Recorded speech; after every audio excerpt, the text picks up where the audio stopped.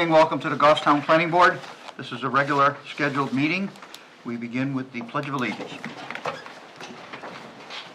I pledge allegiance to the flag of the United States of America and to the republic for which it stands, one nation, under God, indivisible, with liberty and justice for all.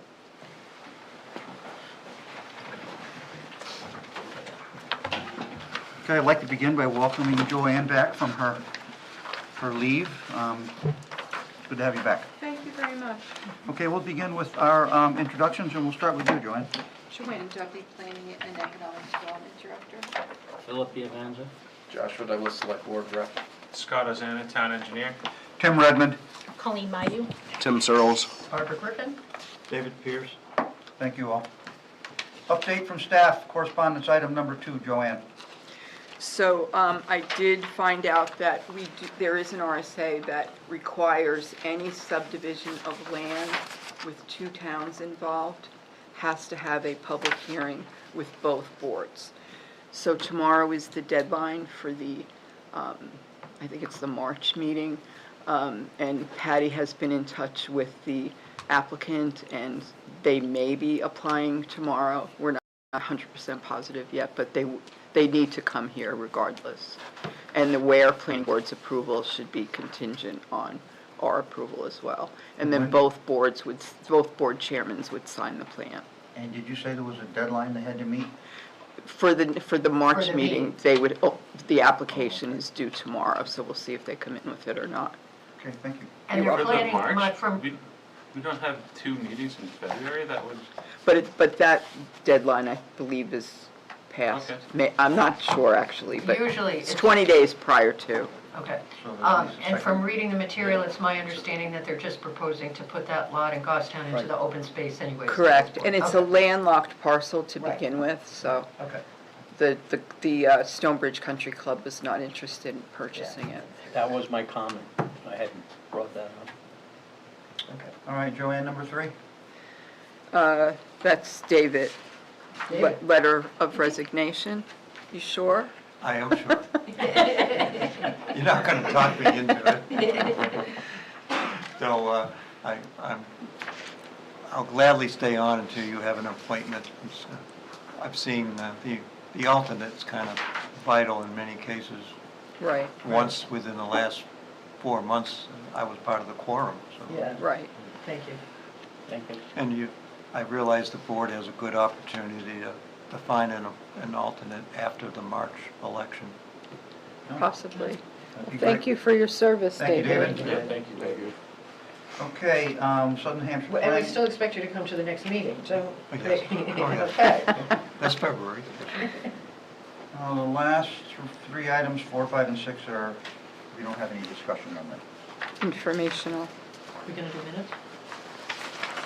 Yeah, it should be done. Okay, we have the minutes from December 18th. Motion to approve.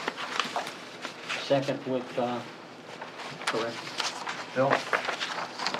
On page 5, there's 2 typos. First line in the second paragraph, added the staff report shows a graven driveway, should be a gravel driveway. And to first line on 2 paragraphs down, there's 2 that's, and Redmond asked if that was a that right away, that right should be struck. Which page are you on? 5. Oh, page 5. Here, I got it marked. Okay. Thanks.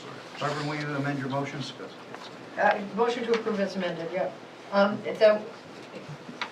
Tim thinks he was here at that meeting, and I'm trying to remember. What was the date, Tim? Yeah, the 18th of December? Let me, Pretty.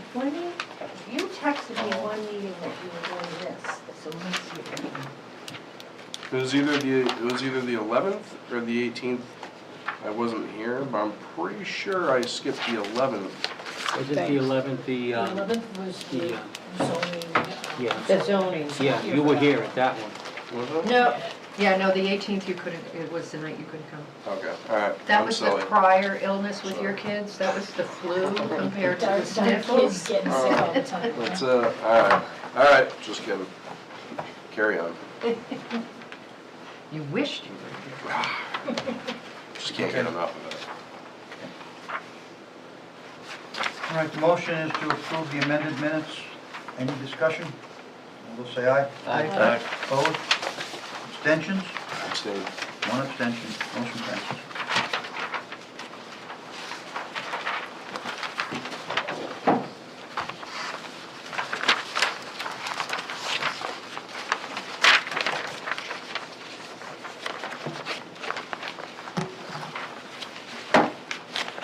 Okay, our first order of business is the new business, Map Live 5, Lot 15. Joanne? So this is, excuse me, this is the Eversource project that the Greg's, it's known as the Greg's Utility Substation on Mast Road, across from the ball fields. And back in 2022, they came in for approval to rebuild the entire station. It was always planned that they would have some pole storage there at some point, so they are now coming in for that approval to amend the site plan to add the pole storage. Okay, so Need a this, Conditional use permit? They need, yes, I'm sorry, they need a conditional use permit. so this is a request for an amended site plan, Joanne? Yes, but the motion, not the motion, but the mechanism to get there is a conditional use approval. Okay. Is the application? Because it involves wetland setbacks. The application is, can't think of the word, Complete? complete. Any regional impact? There is no regional impact. I make a motion to. Any waivers? No. No waivers? No waivers. Go ahead, Barbara, please. I make a motion to accept the application for Map 5, Lot 15 for a conditional use permit. Second. Any discussion on the motion? All those in favor say aye. Aye. Aye. Opposed? Abstentions? Motion passes. Joanne, could you, is there anything you need to run down on this, or most of us remember this from their original presentation that they wanted to do this? Well, they do, in your packets, beginning on page 9, are the criteria for the conditional use permit. And then later on are the staff comments. Sylvia had some comments regarding the landscaping, because the trees that they were planning to plant are all the same species and same types, and she was afraid if one were to get disease, that they would all eventually end up dead. So she made some recommendations about that. And then there were some concern about the chemicals that they put on the poles themselves, creosote and some other chemical. And so they are aware of that, and they did make a statement regarding in the future, they're looking to use something in place of those chemicals. I don't know exactly, they didn't say when they would plan to do that. They can address that. And then one other thing is, just so you're aware, the Conservation Commission has not seen this plan yet. They're meeting next Wednesday. So if you were to approve this tonight, I would maybe do a conditional I added a approval based condition. on Conservation being okay with everything. Okay, any questions from our members at the table, or Question? Barbara? Scott, I just sort of had a question, because there weren't dates on some of the stuff that I saw in regards to your responses to your comments. Can I assume by the comments in my packet that your comments have been taken care of? Yeah, so they had submitted significantly earlier than they needed to for this meeting. Right. So I was able, they were responded to a set of comments and provided a newer set of plans. Okay. I don't have any plan comments that are remaining. They had responded to all of them. There were just some conditions. Okay, because they were part of our The standard- packet, and they weren't referenced, so I just wanted to make sure Oh, that... the responses were part of that? Yeah, so I just wanted to make sure that they had been... Yep, they were all adequately addressed. Yeah, question, Scott? Yes. You're referring to the comments in January 9th letter, where it says That page 2, sounds Department of correct. Public Works? Yes, but that's what I was... That's what you're referencing, right? Yep. Okay. And then a further question for Joanne. I thought this packet was put together pretty well as to the conditional use permit. And just for clarity for the packet, when the CUP conditions are listed on page 9 of our packet, was that taken from, it looks, just so I'm clear I understood, that was basically taken from their fuller response? Right. That we had in a separate document? Yes, that's correct. Okay, thank you. Yeah, I think Sylvia likes to snip stuff and put it. Yeah, no, it made it much easier to review than dealing with their full, very complete comments. So that's why I said I thought the packet was put together very well. Did the applicant receive Sylvia's comments from, did they want, did she have questions about? I believe so, yes. Okay, so they can respond to them without us asking about them? All right, anything else for staff before I recognize the applicants? Seeing none, could I have your names for the record, please, gentlemen? Sure, I'm Kurt Nelson from Eversource. I'm the manager of licensing and permitting. Beside me is Jeremy Belanger, our engineer from TF Moran. Behind us are our project manager, Mauricio de Oliveira, our project services person, Stephanie Gardner, and our community relations person, Donald Stokes. All right. I'll only take your names for now because they're not going to speak unless they step up to speak. Then we'll record their names in the record. Understood. I'll kick it over to Jeremy. Thanks, Kurt. As Kurt said, my name is Jeremy Belanger. I'm a senior project engineer at TFM. We're doing the civil design and permitting for the Eversource Gregg substation rebuild. I don't know if members of the board have had a chance to drive by the site recently, but as of fall of 2025, the new substation is up and running, and we're in good shape. So, as promised back in 2022, we've come back tonight to let the board, inform the board how we're going to use the old substation now that it has been decommissioned. It is no longer an active substation, as Joanne mentioned. The intent was, years ago, was the thought would be that it was a cold storage yard. So now that that has come to here with our layout plan, so just give us the general overview. We have the brand new shiny substation over here. Our existing substation that is now decommissioned. So what we're proposing to do is to pave over the existing gravel yard. We're going to put some closed drainage structures within this and pitch all of our stormwater runoff down to the existing depression that is in the back of the property. As part of that, we're going to reconstruct this portion of that depression to be an infiltration built in accordance with DES and town regulations.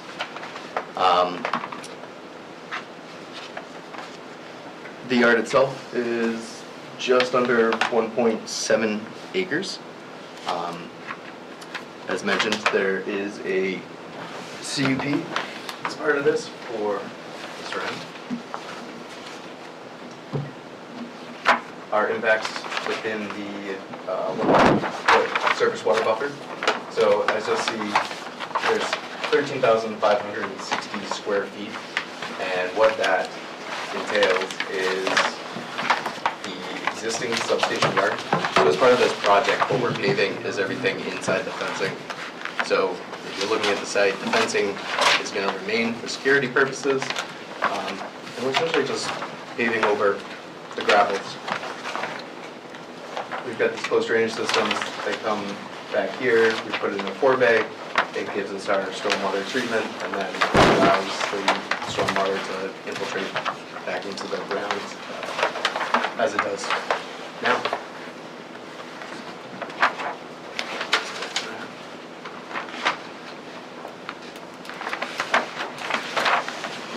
So the purpose of storing poles in this location right now if there is an emergency situation, say a winter storm, and a pole goes down either due to a car taking it out or a tree falling on a line, the poles are currently stored in Deerfield. So those poles would have to be retrieved from Deerfield to be brought back into Goffstown. Because this is such a central location, it made a lot of sense to take this area and move that emergency stockpile of poles over to this location. It's a benefit to the community. We've got faster response time in an emergency situation. And the other option or elements we have, the screening, as was mentioned. So the previously approved site plan had 91 giant green arborvitae, which were constructed along a berm that was built in front of the substation to add some additional height to the screening of the substation yard. There was a variance granted, which allowed for essentially an alternative landscape where there's no plantings underneath the transmission lines that come into the substation, because it is a safety concern to have the vegetation planted underneath these overhead electric lines. So as you can see, there is a number of lines, and as Kurt had mentioned before the meeting started, there's really seven different lines that all congregate into this location. So we have transmission lines coming across Glen Lake. We have them coming down and over Mass Road. They continue on down towards the dam, and then there's the line that runs along Mass Road. So based on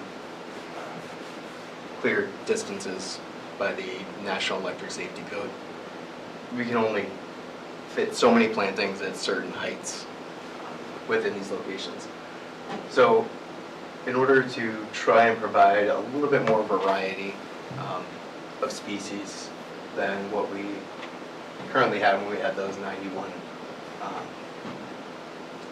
giant green arborvitaes, we're proposing to take a few of them, specifically 22 of them, and relocate them along this portion of the site along Mass Road to try to supplement the existing white pine that are growing here. There's also a few plantings proposed along the existing control house and fencing to fill in some areas that are lacking at this point. We did have a chance to discuss with the police department. We know that historically, public safety likes the ability to see into either substations or storage yards, and the way that it was conveyed is anytime that there's a bunch or there's materials that are being stored that could pique the interest of individuals, the police appreciate the opportunity to have an opaque versus a solid screen. So they conveyed that the existing white pines that are growing along Mass Road, they like those because they're taller, and if they were to say park over in the parking lot by the ball field, they can easily see through the yard. Keep an eye on things. So from the public safety standpoint, they were happy with what is proposed and what is currently out there. So let's all talk about this request here as a board before he moves on to the next subject.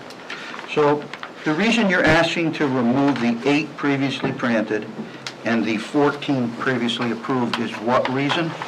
What's the reason for wanting to do that? I can address that, yeah. Basically, it was an oversight in our part in terms of overhead clearances. We have this particular circuit here, the J114, comes right across this set of giant green emerald arborvitaes. Our vegetation maintenance department was rather stringent that they really don't prefer to have, these giant greens grow to a mature height of 40 to 60 or something. They do grow to 40 or 50 feet, those? They do. Believe me, there was conversations had, well, we can maintain them, don't worry about it, we'll make sure they won't get away. Their very strong preference is that we put a species that we're proposing tops out at 15 feet. So the replacements that you're requesting will mature at 15? Correct. How tall will they be when you put them in? Good question, probably 5 to 6. What's there now? How tall are Right now, they're about, I would say, 5 to 6, and those are giant green arborvitaes. But again, the concern was their mature height. Yeah, the landscape legend says that a 6 foot before 6 planted, foot, so you're yeah. gonna be. Yeah. And are you going to plant them close together like you planted these so that they almost mingle when they are planted and not have like 10-foot gaps between them? Because we've had a lot of trouble with landscape plans that have circles on them, which are the fully grown Fully grown, yep. 10 years from now. So they really don't provide screen for 10 years. So So I what- want to make sure that what you design is going to actually screen it. Right. So one of the benefits that we have right now is that these arborvitae they're already in place. And so the spacing between the proposed junipers would be the same spacing that is currently out there if you were to look at the site now. Because you don't show the junipers on the landscape plan, you show, are those the junipers, those new green circles, are those the junipers? Okay, so you're gonna plant them, so that's is that a 10-year representation, or is that as you plant them representation? That would be a mature height representation. So right now, we went out and took a look at the site today, so the arborvitae are say 5 feet tall, and maybe there's a foot or two between the lower limits of them.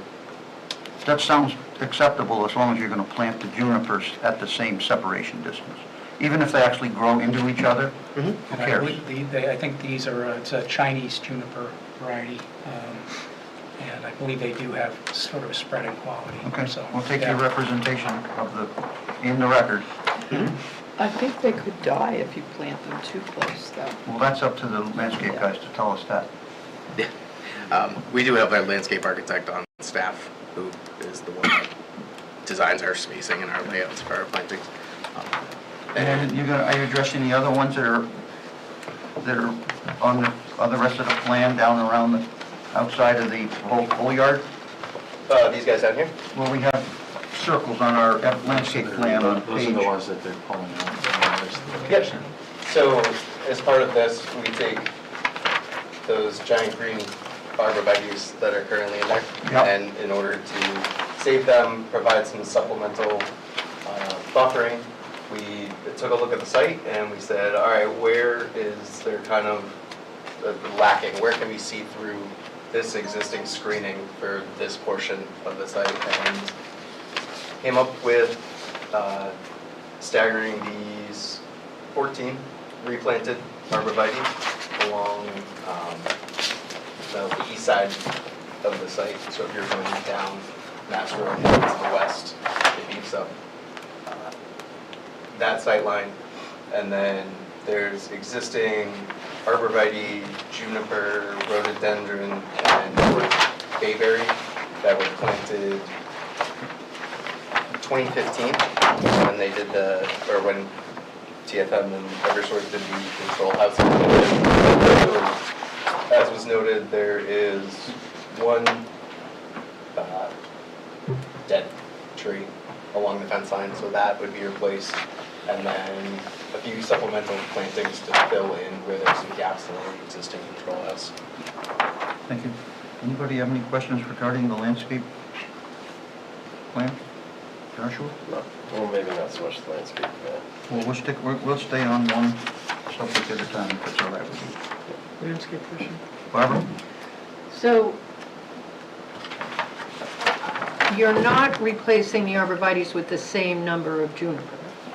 And I thought you said you were, but the plan says you're relocating 14 and replacing with 11. So are you saying that the 11, you're removing 8, replacing with 7, removing 14, replacing with 11? So is the span of the juniper wider than an arborvitae? I find that sort of hard to believe. No. So the reason that it's not a 1-for-1 exactly was based on the final location of these 3 poles along Mass Road, and then the arm spans and the overhead electric line. There's a 10-foot minimum clear distance from the outermost line to the tree. So in the final design, we realized that. So on the right side, we had to have 3 less trees. So it's going to be more, regardless of what you do, it's going to be more open than it is now. Not only in regards to the width, because you're reducing the bushes and you need some more open space that you don't have now, and they're not going to be as tall. That is an accurate statement. Okay. I am not too thrilled about this. You guys have a lot of money. You do the best plans ever. When it's an Eversource application, it's like, oh, this will be a good meeting. But people got paid a lot of money to come up with this plan, and it's not the greatest screening in the world as it is. So I'm not too happy about it. So I do have a question as to your comments about moving things and then saying the police like to see. So are we increasing screening or decreasing screening? So from a standpoint of if a police officer was, say, parked in the ball field Yeah. and trying to look this direction. Because I'm sort of looking at the control house areas. Yes. When they're across the street, yeah. So right here. Yeah. So if a police officer is parked in this direction and they like to be able to see through, so these are all tall, mature trees, Yeah, so they no. can see underneath the Yeah. canopy. So when someone's driving along the road, that is when we were thinking this would be an opportunity to shield this more without deterring from public safety being able to see into the yard itself.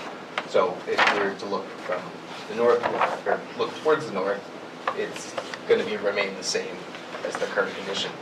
As you're driving along the road, the supplemental plantings would shield more. Which part of the project are you saying the police like to be able to see into?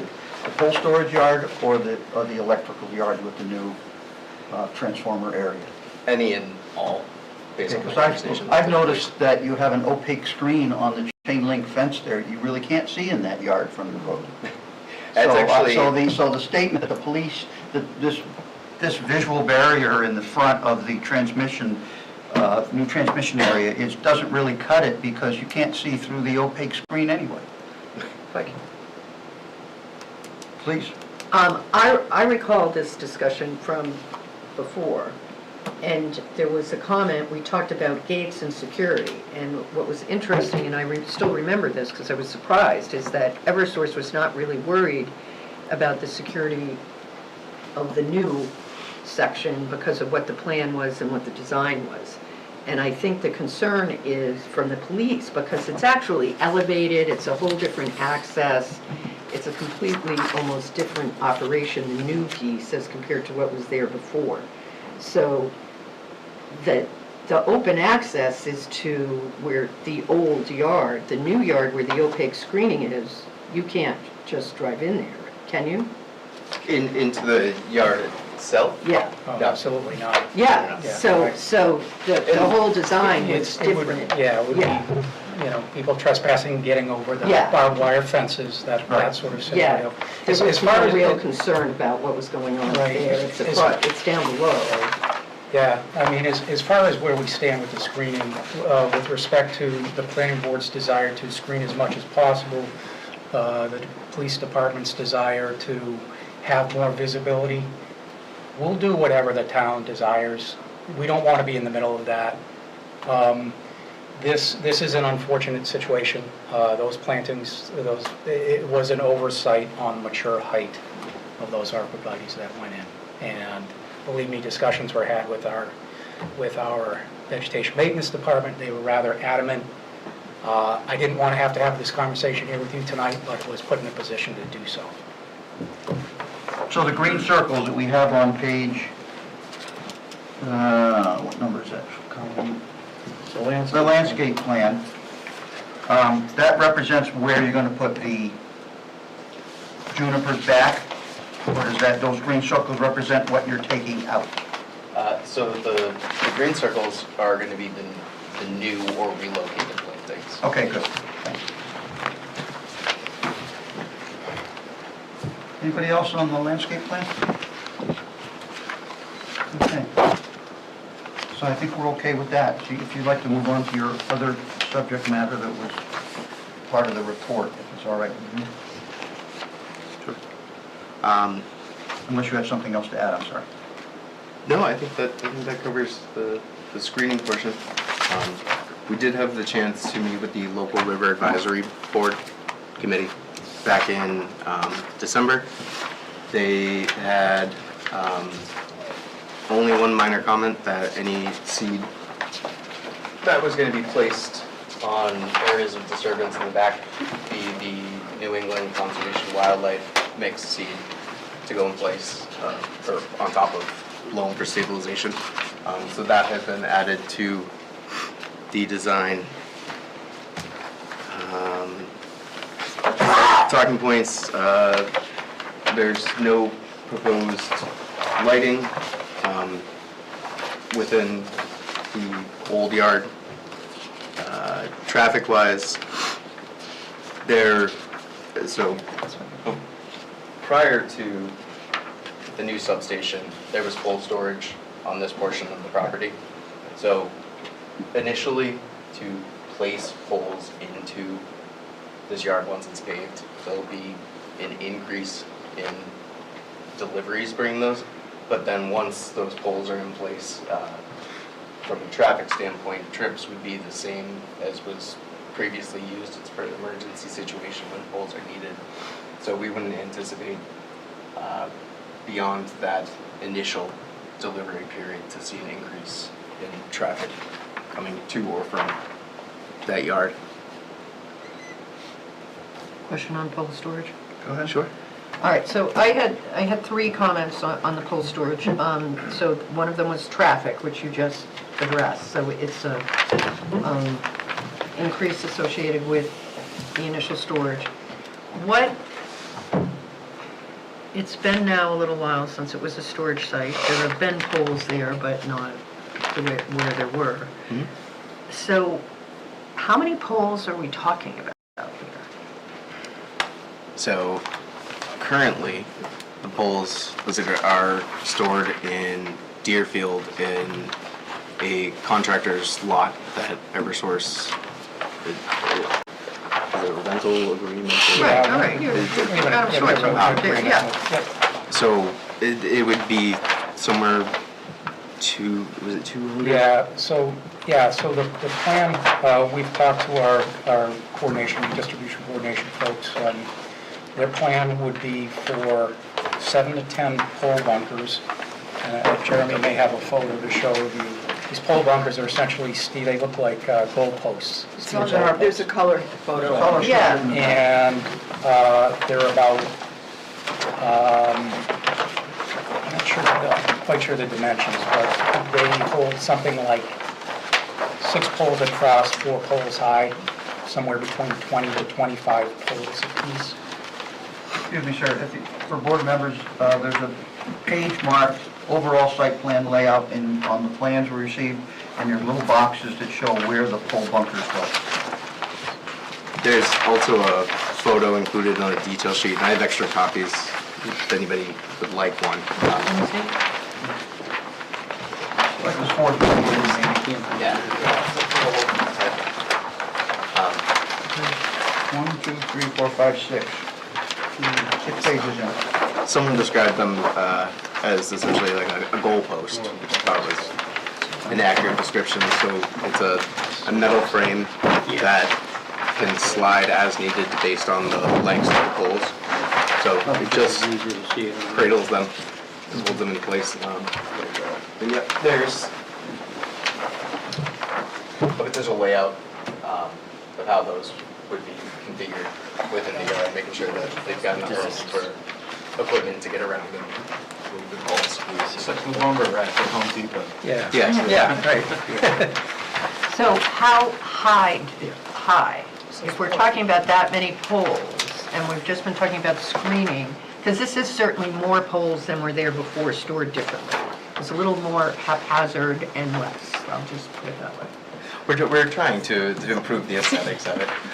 So I didn't have any issue with it, and I'm a creosote fan, so I'm all set, but, you know. I think I've heard that still. Yeah, that's a nuance to us too. The picture represents, what would you gentlemen say, about 6 feet of bunk height? The memo says 4 feet, The memo says 4 feet? yeah, yeah, I think they're about 4 feet. 25. Yeah. To the top of the steel? Yeah, I think it was described about 6 poles wide, 4 poles high.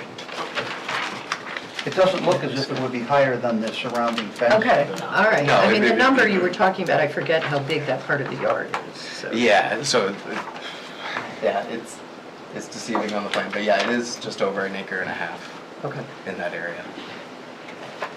all right, those were my questions on the pools. Thank you, Barbara. Does anybody else have questions about the poles? Joshua? So how many poles were on the site prior to that, before we put in the new substation? I would, yeah, and I don't know if it was the same bunker structures. I would. No, it from my- absolutely from my absolutely observation was not. of Maybe. They were bunks that were built out of telephone poles. Right, yeah. I would recall seeing maybe a dozen at a time out there, somewhere about. Probably that. some more, if there were more. Yeah, The dozen, street two view's dozen. showing like 3 bunkers that, it's hard to tell how many are on there, but 3 bunkers that seem pretty full. Okay. Are you moving all poles from Deerfield to there? I can't say what's stored there. I don't know how many are stored in. Yeah, Deep that all of that them. piece of the puzzle, I'm not 100% sure, but there's certainly, I think with the redevelopment that was going on, we weren't using this for cold storage now. Sure. There's a strategic reason for wanting it. That is kind of getting to my point, which Yeah. is, you're moving a significantly larger number of poles there. It does benefit the town if we lose a pole. What towns are you servicing out of there as well? That is, I don't 100% know. I think this is primarily Goffstown's part of the Bedford Area Work Center, which has, it spreads out quite a ways, goes up into the Weir and beyond. It would be many towns in this way, I think from So the Bedford traffic west. absolutely would increase based upon the risk profile and how many poles typically break in a winter. So how many, or even during the summer, like I was driving by Manchester the other day and there was a pole busted there. So you're going to be pulling poles out of there anytime, basically pole bust, correct? Yeah, this would be, again, my understanding for emergency pole and not for planned project pole replacements. So As far as- only for emergency?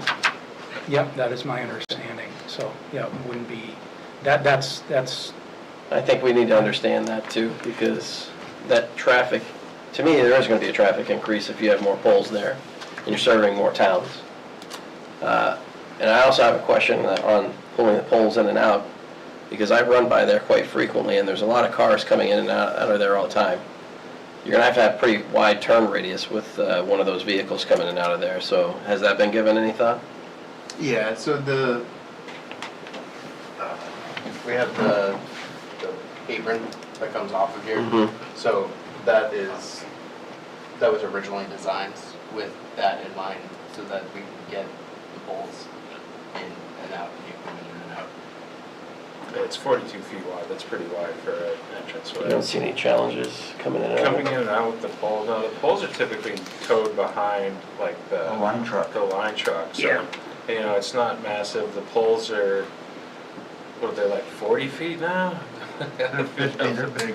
Yeah, they're pretty, 40s, 50s. yeah, Yeah. so I guess they vary in size. So you are going to have different sizes coming in and out of there? That would be my understanding. Okay. So, and then the second part of that is like, there's a lot of traffic that goes back and forth. I mean, the whole reason that we have on the rail trail there is that stoplight is because traffic is going by quite fast in there. So like, I'm kind of concerned that it could be increased accidents if you're having to service more towns in and out of there too. Question for clarification, are you servicing more towns or is the area the same?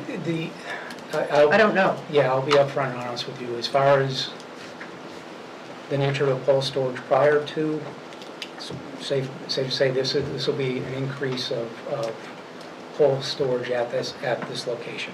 What that means as far as number of trips, I would assume the poles that were stored there, I would need more information, to know exactly where the poles from that particular location were going on any given day. But I would think it's safe to assume that the poles would be generally allocated primarily to the Bedford Area Work District, which is mostly Bedford and areas northwest. Have you applied for a driveway modification permit with the state by any chance? So I think you're paving 3 different aprons here now, right? We have those permits as part of the original site plan. Okay. And then were they aware of the pole storage piece? They- Like I we know, believe or- that was been in the original narrative that had Because they, gone. they typically want you to come back to them even for an amendment, even though they may say you don't need anything, they still want to see it. If you pave a road that connects to DOT right away, we're supposed to do a driveway modification permit, so they're sticklers about that. And I think their turnaround time is getting better on those applications, but. You're not gonna pay anything until June or July anyway, you got plenty of time. No, that's a good point. Well, I'll reach out. We Yeah, we're also not had pulling bushes or paving anytime soon. They may have some of those traffic questions associated with their review, so just. That's a good point. We'll reach out. We were in contact with them last summer because we needed a couple of temporary permits for the wire poles across the road. Is it safe to assume, based on your representations tonight, that if you do receive an approval or a conditional approval based on the Concom meeting, you would do this work this season? You're going to get this work done in the spring, this summer, and be done with this project? Okay. Yep. Not like you're going to get our permission now and do it a year and a half or 2 years? No, as you may have seen, all of the above-ground equipment inside the yard has been demoed. Phase 2 this spring is removing all the pad foundations and whatnot. And Horatio, I don't know if you have any further information regarding the schedule as far as the redevelopment of the yard itself. Yeah, so my name is Alessio Oliveira, I'm the project manager. Our plan is to remove the underground once spring comes. So planning coming April into May, we're going to be removing the foundations and looking into improving this rain, the yard. So the trees will be taken down adjusted as the weather permits. So the plan is for spring. For the 2026 season is the plan is for this season? That's correct. Okay, thank you.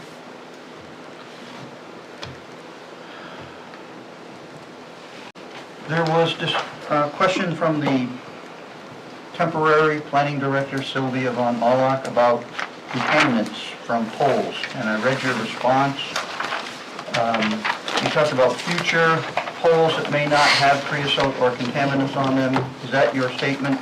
Did I read it correctly? Yeah, we got more information from our distribution folks on that. There will be no penta-treated poles stored at this location. For an interim period of time, there will be some CCA-treated poles here. But my understanding is the company was moving to these new DCOI What's that mean? treated poles. I don't know. It's, Can you tell us what all 3 of those things are? 2,4 dimethyl, blah, blah, blah, blah. It's a big organic Are they the chemical. green poles? No, it's an organic chemical. It's CCA are the green poles. CCA are the. And those are pressure treated? Correct. Correct. Yeah. And they don't put any treatment on the butts of them, they go directly into the ground, correct? That is correct. Okay, They're so then direct go to deposits. the next acronym. The next acronym is the DCOI, and it's a 2,4-di, blah, blah, blah. It's an organic chemical name. It's, this new treatment method is far more ecologically friendly. It works well as a fungal preservative in the wood, but when that chemical gets out into soil and groundwater, it has a much shorter half-life than typical penta-treated poles. So it's, my understanding is most utilities industry-wide are moving to this new treatment. So. And was there a third one acronym you threw at us? There's only 2. Penta. Penta is sort of the creosote, the old creosote type poles. Yeah. So I read your drainage profiles, and then I looked at your notes, and the catch basin details do not have any oil hoods on them. Now, oil hoods are generally for gasoline and diesel and motor oils that leak in parking lots. Would you consider installing hoods on the outlets of the structures in the event that chemicals did leach out and get into the drainage system and then not make it into the detention pond, or is that something you would consider doing? So we would consider doing that. I am by no means a chemical engineer. Neither am I. But our investigation into that didn't seem to provide a benefit in terms of the way that the hoods work, because engine oil floats on top of water. So the way that they work is it's a T, water goes up, and the oil doesn't have the opportunity to enter this hood. DCOI doesn't work quite the same, where it doesn't float on top of the water. Okay. So we didn't see that it would provide a benefit. I did have the opportunity to try to find a layman's definition of DCOI. So it was defined as broad spectrum biocide, effective against wood destroying fungi and termites. It contains no heavy metals, dioxins, or PAHs, and is not a restricted use pesticide. I'm just a person who likes to see any paved surfaces where you're gonna run diesel equipment and equipment around in there have hoods, because there's always the chance of a fuel tank leak or Broken hydraulic. hydraulic line when the guys are unloading the poles in the bunks, because they do that with cranes, arms, so. We have no, there would be no qualms if you would like to see those Well, just installed keep- on the catch basins. I just asked DPW if you'd like to weigh in on the thought. I think it's probably a good idea. Do you plan to store any of the transformers in there as well, or is this just poles? Not to my knowledge. That is So not no- conveyed to us. I mean, most of those that are mineral oil these days, right? The Correct. newer ones. But I think it's probably a good idea in this situation where you'll have heavy equipment in there. Sure. Yeah, that alone. And that way we're so close to the lake. Mhm. We're so close to the lake, and then this will just be an added protection, so. Yeah, that would, So what are you asking them to do? To put oil hoods into the 6 structures that are within the confines of the pole yard. So we'll just have the detail added to the plans and Mhm. noted somewhere, and when we, before they're signed, we'll just review and make sure it was added. If nothing else, it protects your forebay area on your detention system from ever being contaminated and having to rip that all out and redo that as well. no, it's a good point, and they're a nice little mechanism that we've got in the toolbox, so. Thank you for that. Anybody else have any questions? Last question, Tim? just because I missed it, there will be no pressure treated poles, the CCA poles? There will be a period of time where there will be some CCA treated poles at this location. So, yeah. Well, they're probably no more dangerous than the pressure-treated yard at the Yeah. lumber yard where they pile all the pressure-treated out and it rains on it every winter. Down the street. Just right next to Glen Lake, that's all. But, yeah. And Glen Lake is the issue for me, protecting the lake.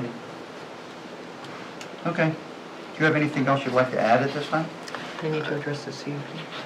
I know, I want to finish, if they finish their presentation, then I'm going to go over the CUP with them. I believe that was all of our talking points. You said no lighting, correct? Okay. Is that- that's One last item. That's what I looked for. Over on this portion of the property, there's the existing taller pine trees that are along the rail trail. There have been 4. There's another plan that says existing trees to be evaluated by licensed arborist and hazard trees removed as necessary. So we had the opportunity to go out there and take a look. There are 4 existing pine trees that, we were out there today, it was windy, they had a good sway going, so they've been identified as hazard trees. And if they were to fall, they could take out the new bus. I'm laughing because when you cut all the trees behind them, then they sway in the wind. Yeah, I'm like, that's what they're swaying.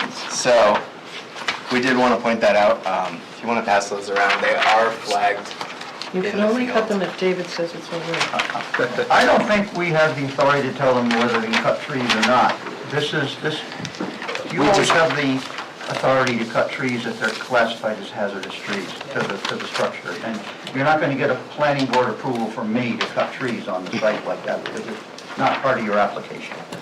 We did want to point it out to the board Well, though, that's but fine. You're up front, Mrs. Gray.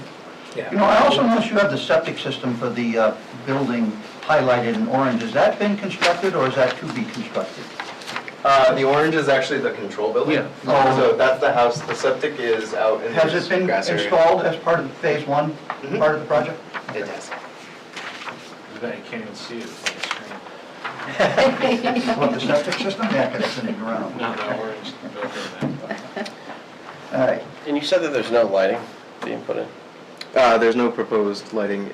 Is there emergency I lighting? think the buildings have some small lights on them that exist. There's some emergency lighting, so if they were to go at night, they could see around the buildings, but Because if you are gonna be using these for emergency pools, I mean, that entryway, is that gonna be lit up enough that people driving around that corner are gonna actually see you coming up and down in there? You mean at the 114 intersection? Mm. Oh, okay.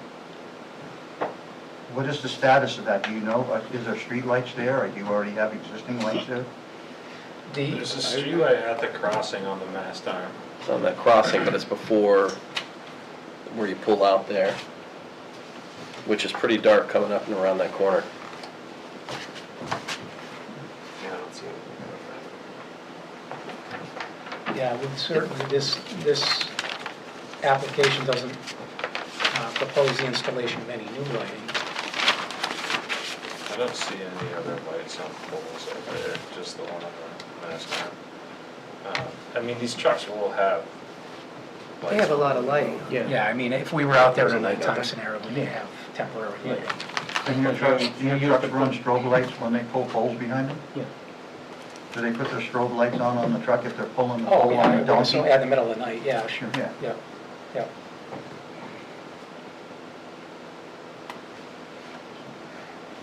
Anything else, Joshua? No, that's it. If you have anything else to add before we start reviewing your conditional use permit items? No, I think we are good. Appreciate your time and questions. You've answered the questions that are part of the conditional use permit in full in our packet. So if you can answer with a simple yes or no, you can. You don't have to read all the text if you don't want to, because it'll just delay the proceedings unnecessarily. Okay. So for under 15.4.1 conditional use permits, the following procedures and requirements shall apply to the consideration of the conditional use permit. The first one is, the last one is point 1. Is the use specifically authorized in the ordinance as a conditional use? Yes, it is. Thank you. Point 2, if completed as proposed by the applicant, the development in its proposed location will comply with all the requirements of this section and with the specific conditions or standards established in the ordinance for this particular use. Yes, it will. Point 3, the use will be compatible with the neighborhood and with all adjoining or abutting uses in the area in which it is to be located. It will.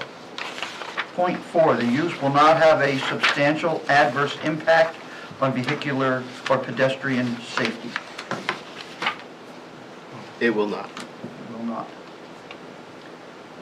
Point 5, the use will not have a substantial adverse impact on the appearance and the visual quality of the surrounding neighborhood in evaluating visual impact. The planning board may consider architectural and design elements. It will not have an adverse impact. And point 6 is the use will be adequately serviced by necessary public utilities and by the community facilities and services of a sufficient capacity to ensure the proper operation of the proposed use? It will. Thank you. Before we go any farther, I am going to ask you guys to just sit in your chairs for a minute. I am going to open the public hearing now that everything's been discussed and fleshed out. Is there anybody here from the public that wishes to speak regarding this application?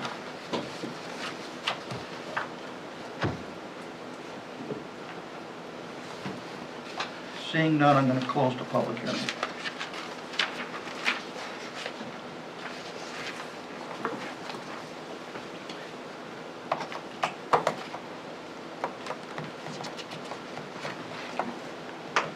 For discussion. Mr. Chair, the only thing I'm just pointing out as an observation, it's already been stated, so this is for a conditional use permit for work within the the wetland buffer.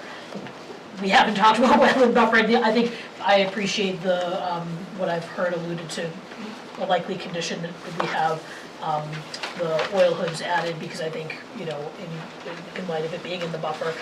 My only concern is that I know the Conservation Commission has not reviewed this yet. I know there's been mention that, you know, we could attach the condition that any of their comments be addressed.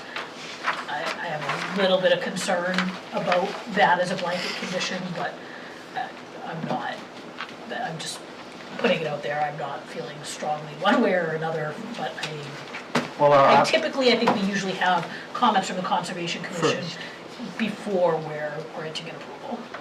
Well, if we granted a conditional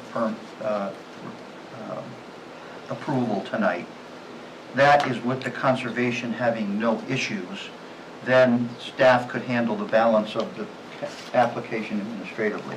If conservation has issues, then we'll have to bring them back and address issues the conservation may raise. They may not be done with us tonight, per se. Should conservation have issues, and we'll come back and we can flush them out at another meeting. What if the Conservation Commission has minor issues, like something about like, oh, a tree should go here, or, you know, that kind of thing? Do you want them to come back for something minor? It is before us for a CUP because we're in the inner or the outer buffer? Right, so they're Which are we in here? They're in the outer 50 feet. So conservation is in jurisdiction is the inner 50 feet, correct? No, they Or are we typically flipped? comment on both. Deals with the inner. Zoning is the inner. Zoning is the inner. That's what it is. So conservation is here to provide, sees it to provide comments for us. Do you know, just to follow up on Colleen, normally you don't, did this get scheduled this way? Because They had canceled, the Conservation had canceled their last meeting in December. Oh, that's and why. they were already on our Yeah. agenda. That's what happened. Okay. Yeah, we've had these plans for quite some time. Yeah, no, We've you had- can tell by Yeah, so November the, date, that's Yeah. seemed, okay. I'm going to back up for a second. The applicant's, a drainage maintenance agreement is required. Have you reviewed that with DPW? And have you provided them with the drainage maintenance agreement? We typically kind of hash that out at the end. Well, we're at the I end. know members of TFM have handled them before, so. I thought I saw a response saying we acknowledge. Yeah, that's what they said. Yeah. So you acknowledge that you're going to agree to a drainage maintenance agreement, even though you haven't fashioned one yet? All of those conditions will be reviewed by staff, and the plans will not be provided to Tim until everything is addressed. I know we've seen drainage maintenance agreements in writing as part of the And- plan in the past. Yes, sometimes they come in ahead of time, but in this case, they didn't, so that will be addressed. I mean, I'll double check, but we likely have them for when they did. The 2022. Yeah, which is based on. Except this is new. Yeah, the way it's written though, it typically describes the drainage that's there and then says like all the drainage features, so we kind of, but I will revisit it. If we don't have one, absolutely, we'll get a new one, or we'll get one.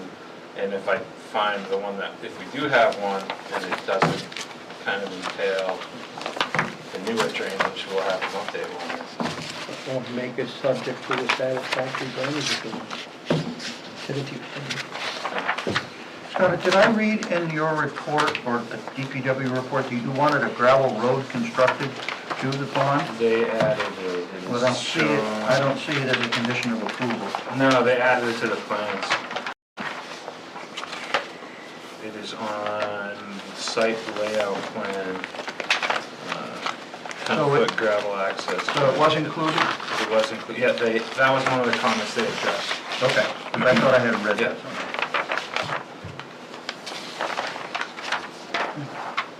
Now, what, did I hear that there's knotweed in the bottom of that area right now? Yes. Okay, They added a note, is the area they want to work in the knotweed area? I think it's the whole pond. The whole pond? So we had, there's the So note somewhere. we'll just hold you up another minute here. Do you have any, first of all, you're not going to transport any of the knotweed off the site, as is pretty much standard. I don't know if you had if you're going to have your herbicide folks kill it or do something with it. Yeah, if we can address that. So, yeah, we're certainly aware of that major infestation of Japanese knotweed in the ravine. Under the alteration of terrain program, there is an obligation to make sure that your drainage features are free of invasive species. So we have, under our inspection and maintenance program, we have an annual inspection program for all our substations, and we're obligated to remove invasives from our drainage structures. I will be honest that, and we have made attempts, good faith attempts, to try and get after that area down in the ravine. It's a bear. I know, We it's tried bad all we over tried town. to smother it last summer with black plastic. The problem is the rootstock is like this thick. It's woody rootstock. And so, Be too close to the lake to treat probably too, right? not necessarily. So what we, given the circumstance, one initial thought was, can we dig this stuff out? Unfortunately, it'd be some significant land disturbance in doing that, and then the question of how effective would that be? That was one thought. I think an herbicide approach may be our only practicable approach, and that would be something we'd have to permit through Division of Pesticide Control.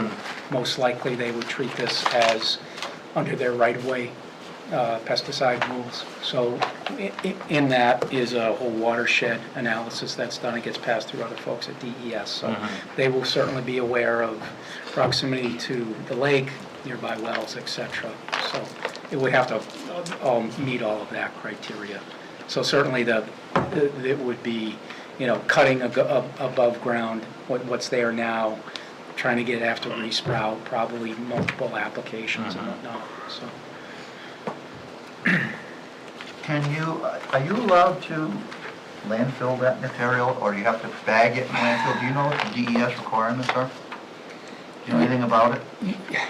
I know I there know are there's- the state ag has some specifications on how to dispose. We wouldn't just dispose of it in a landfill, it would certainly be bagged. Right. And we have done some vegetative removal out there, black plastic bags sitting in the sun for several weeks kind of thing. Just trying to, I know the Yeah. technique They- doesn't work very The well. notes on the plan indicate, they're gonna comply with the statute and that there not be any transport of invasive species on the property. So they're not gonna Yeah. be Correct. disposing And, it All right, anywhere. well, if it needs to be eradicated so that your forebay and your drainage area actually functions, you're gonna have to, because you know how the rhizomes are, they Oh, go sideways. 100%. So we're trusting you to be sure that your annual maintenance agreement, it proves that your system is still functioning as designed. Okay. And when we had a chance to get out there today, actually the northern, the knotweed is really located on this southern portion, so we were trying to figure out if it was a function of wind coming off the lake or the sun, the way it hits it, because where we're proposing to basically construct this basin, that part is free of knotweed. Free of knotweed? And so it's Mostly really the southern bank, the southern. and the, and sort of the shadow zone, for whatever reason. But understood, yes. Eddie. But do the contours that are shown for the rest of the old area, do you expect that that area is going to be part of your system, or is it your useful area going to be confined to the disturbed area that you show on your print? The footprint of the basin is really what we're considering, this dashed line that's going around the bottom is what's being considered as the basin.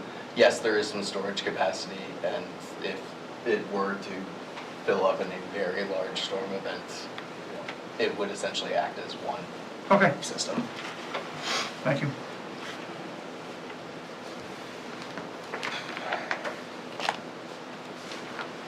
While I have you here, your grading and drainage plan has a hash marked area outside of, well, it's a hash marked area. Can you tell me, a striped area, can you tell me what that area is? It looks like it's within the fence. That's the buffer. That's our buffer. That's the buffer line? That dotted line is the buffer line? So this is the work within the buffer. So this is the area that's under consideration? That Yeah. and this. And this- Those are the two. Okay, thank you for two that. areas in the buffer. Yeah, so that dashed line is the area within that 100-foot surface water. Okay, thank you for that. Anybody else? We've done the public hearing. Anybody have any more questions? We can deal with the conditional use permit if there's no more questions.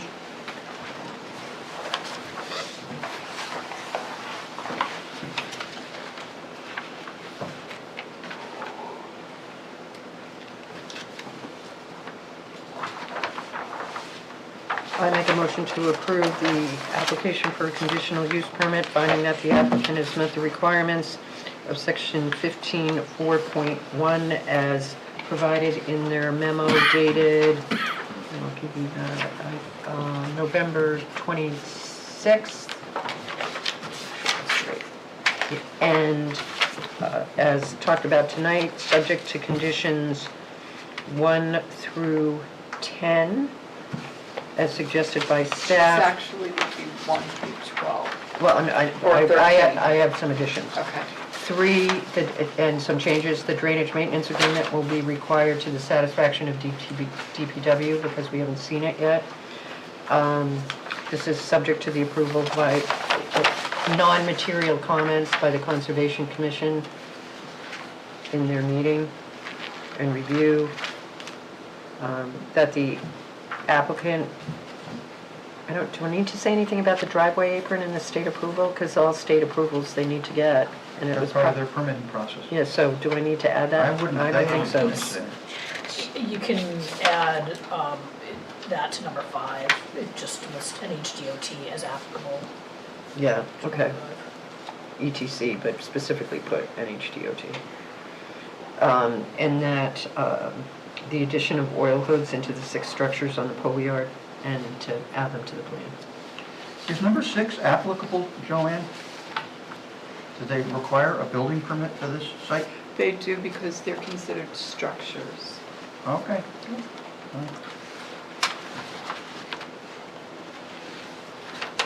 Anybody want to? I'll second that. Okay, Colleen. And this is a conditional approval, Barbara? The only condition is, the conditional upon the Conservation Commission only having minor comments. Did we mention the hoods? Yes. Yeah. That was number 12. Must have Put been that down the as 12. And approval of the, Yeah, 11 was the 11 Conservation is Commission's conservation. approval. no, I mean the drainage. yeah, I modified 3. Okay, good. Oh, okay.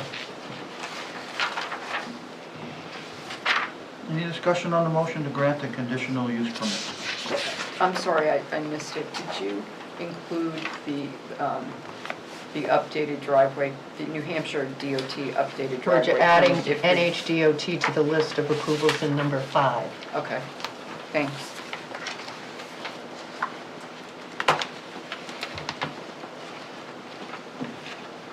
Anything else, folks? Seeing none, all those in favor of granting the conditional use permit, say aye. Aye. Opposed? Abstentions? Motion passes unanimously. Thank you, folks. Thank you very much. So you granted the conditional use permit, do you need to approve the site plan amendment separately, or is that all? Well, don't jump up, folks.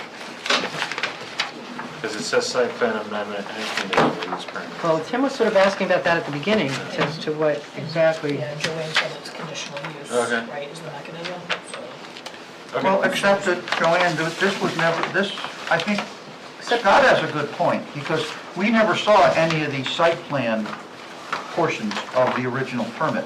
So I think a vote on an amended site plan to include this plan would be appropriate tonight. Cover all the bases. If you'd like to do that, that's I think it would be appropriate to protect ourselves and not leave any doors open. Sure. So we need another motion. Mo- Motion to approve the amended site plan.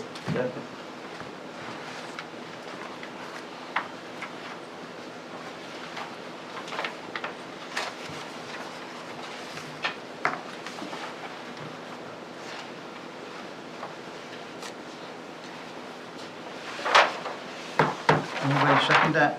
I did. So I extended Tim's wording a little bit. I said motion to approve the site plan amendment for the pull yard. Is that acceptable with you, That's Tim? exactly what I said. You were thinking that other part. Well, but we're moving the bushes on the other part. And the bush plan too. And landscaping modification. That's right. To the original plan. Okay. Any discussion on the motion? All those in favor say aye. Aye. Aye. Opposed? Abstentions? Motion passes. Now you guys can go. Thank you. for your time. Thank you. Motion to adjourn? Not yet. I have a couple things. Okay. Nice try. I'm glad to see some of the same faces from the sidewalk too. That gives me faith. Good to see you. They kept you around, so. You guys are I hear You you. guys are lucky. Remember that day we were jumping up and down the hills? Yeah, I don't work on it. About 2 weeks later, I had a heart attack and I ended up in the hospital. You would have had carried me out of the bushes up there. I'll drag you, no one's carrying you. Oh, God. All right, Joanne, did you have anything So, else? one thing I wanted to say was, you probably already know this, but there's 2 openings on the planning board for 2026. Colleen and Phil's terms expire. And as far as I know, they have opened up sign-ups, and I believe they end at 5 o'clock next Friday. It's just so you're aware. Yeah, I've signed up. Okay. You guys are both coming back, right? Yeah. Nobody commits in public. Do I have to put a rope around you? 5 It's only what's 5 PM next I Monday. come all the time. Tim,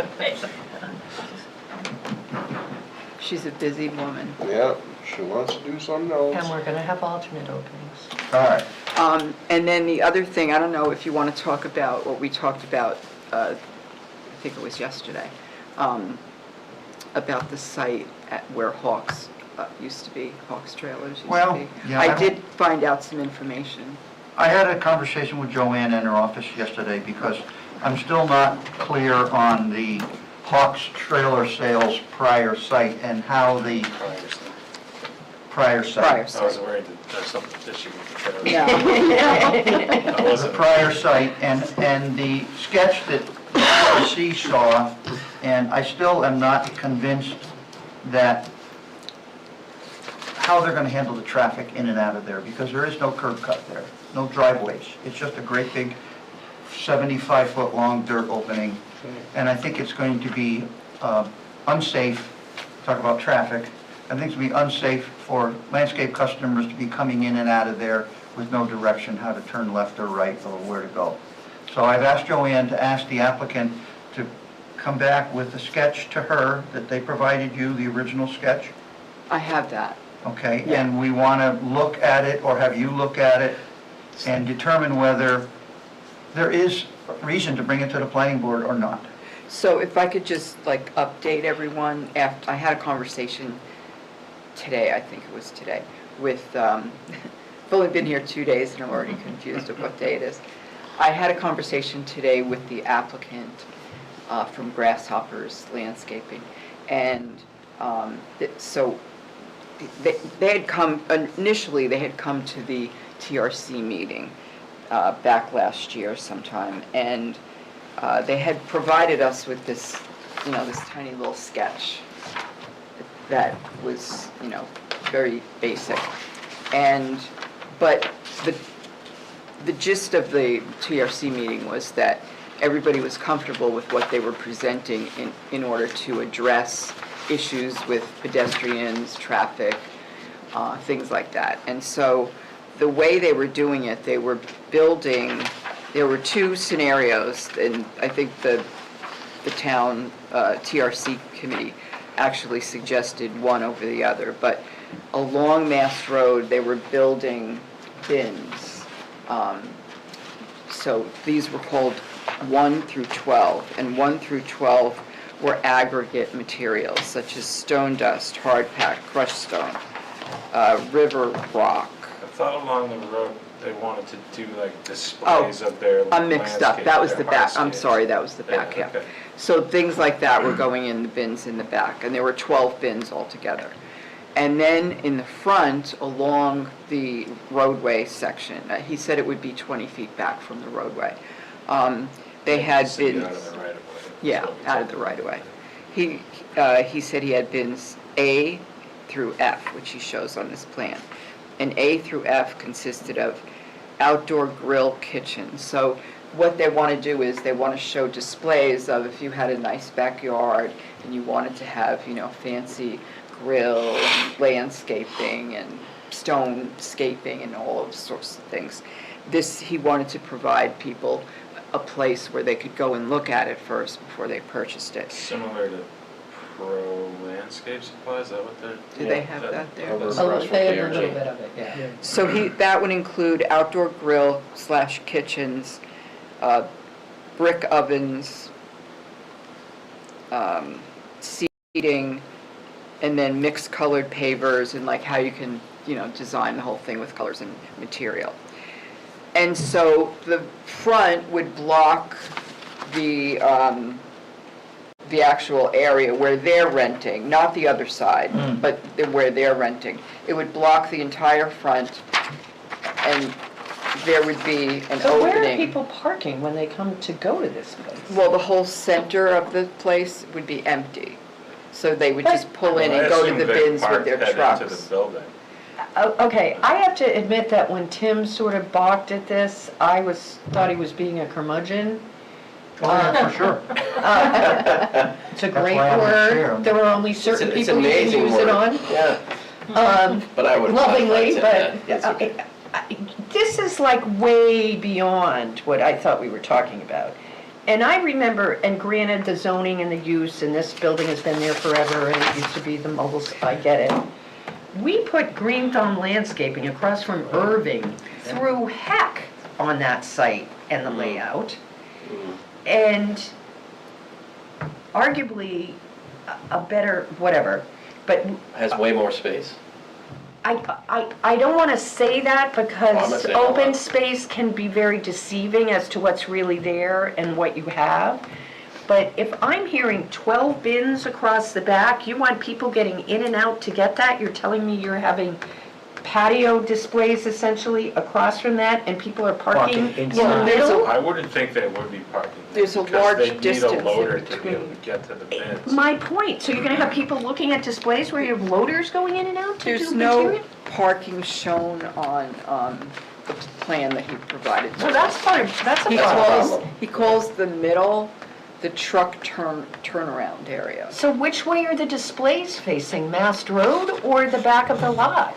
So the displays at the back would be facing inward, so people What can is see inward? what's. That means nothing. So if you're on the property, They're up against the tree line in the back. then they're open to- facing they're open to the where you gravel are. lot. And then the opposite for the front, so that. So when you the- mean along Mast Road, I have the back of these concrete bins with No. the aggregate material in them? Bins are on the No. far side. No, you're gonna have, Bins are on the back of the parcel.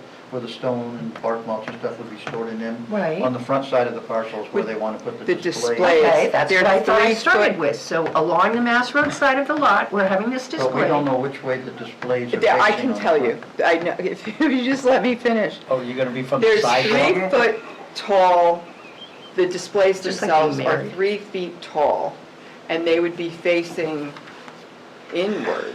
Because Otherwise, So the you get to people see who the come back. to the site will be coming to look That at was it, I my- think. That's what I said. Well, the other thing But- we denied a barbecue wagon permission to set up down there a long time ago. Yeah, because smoker. Because there was no, Barbecue, yeah.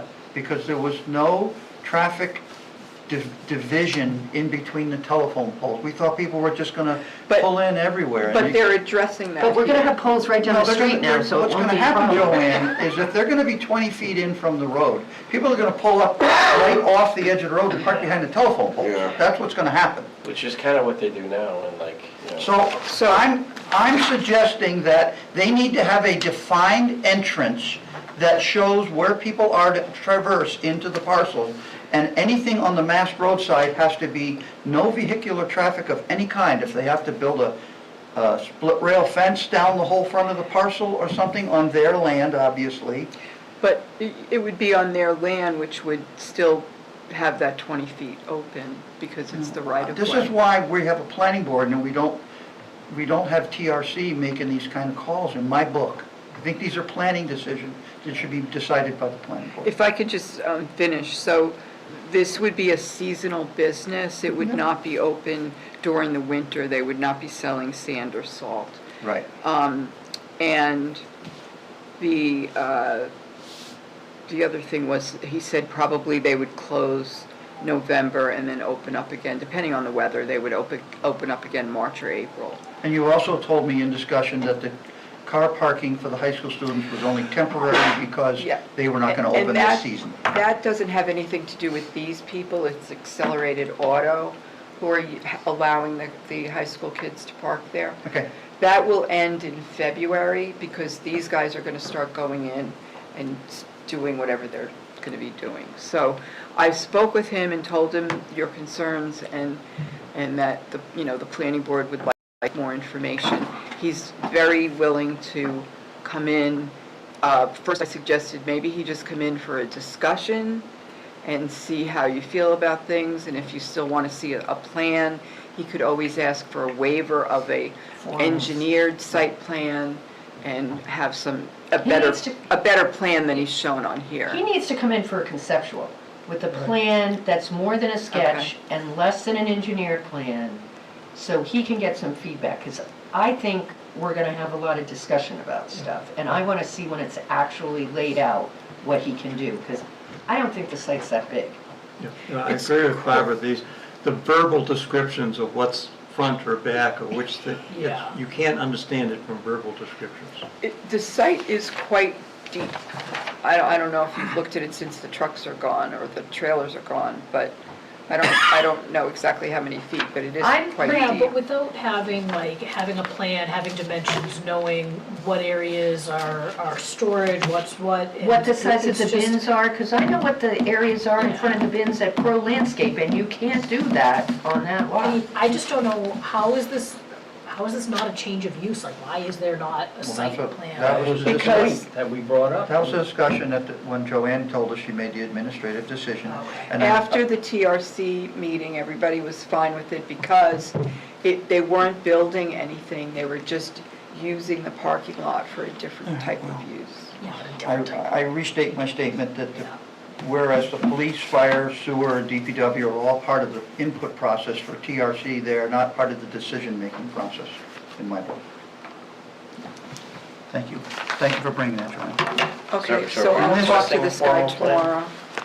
Well, they're going to bring as Barbara suggested, they need to come in with a conceptual plan, which can be a hand-drawn plan. Yeah, that can With be measurements, created. dimensions. That's right, dimensions, measurements, something that that actually can be figured out if it fits or not. And I mean, we may say we want a more formal plan, but I don't want him spinning his wheels anymore in this direction if we don't agree it's appropriate. So, let's see what he has planned. It's, Just have an open mind, Barbara. Just have an open mind. I was the one who thought we shouldn't make a big deal about it at first, and then she started telling me what they were gonna do. Yeah, well, that's how things morph. Motion to adjourn. Second. Did you want me to bring everyone up to speed on what's going on with the dome? If it's short, It's short. go ahead. So, last time we met, we brought up the dome and the tax deeding issue, so Not since... really our issue, by the way. So since Well- then, well, I mean, there is a the portion bond. that The is bond the bond. is So since that meeting, they have paid the most backdated tax Right. bills. So they're out of Right, tax they're out deed. of foreclosure. And from what I understand, there is a purchase and sales agreement for the site already. So I checked in on the bond. The bond was recently updated, not updated, renewed, is the term I'm looking for. But I think everyone in this room wants that site finished, so we need to make some decision on what we'd like to do in the spring to make it happen.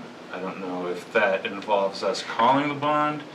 The bond is held by the contractor, so that's Severini? Severino, yeah. Well, I think the first thing should start with a phone call to Severino on Yeah, your why part. can't we try to work with them? Yeah, I think that's the It's a case. I'm not reputable saying, firm. like, with talking to them and saying, hey, you need to finish this, it's been, what, 3 years? Yeah. But I think it was dependent on the owners having all those troubles, so this way, now that think it's- somebody's buying I it. think it's pretty simple. I think if you call Severino and you ask them, are you returning to finish the work, or are we going to call your bond and you're gonna have to give us the money? Yeah. Simple. Mm-hmm. There's two options. Yeah. And if Severino agrees to come back to finish the work, Well- unless Severino says, I'm not coming back to work, then someone else has to post a replacement bond for it. Okay. Otherwise, Severino's still on the hook for it. So if they just renewed So- it, most likely, they're coming back. When we tried to call a bond to complete work, the bond holder, the bank that had the bond, or whatever it was that had the bond, said that it was up to them to complete the work. And my recollection on that one was that they did come and complete the work. They did not give us the money to complete the work. Another bondholder, a different company? Who? No, the company that held the bond, For what project? I don't remember the project. Oh, You- I'm just it trying to was find 10 out- years ago. Severino is a big enough company, they might have posted the bond. That's exactly what I was gonna say. They may have self-bonded that and posted it with.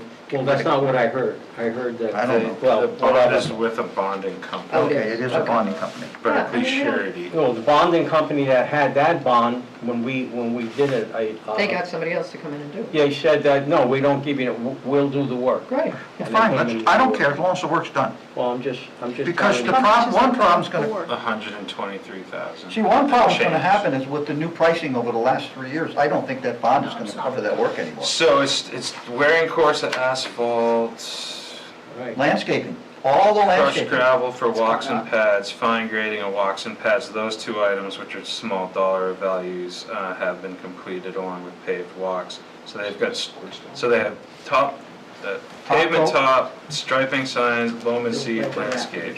Have you seen the pavement down there lately, Scott?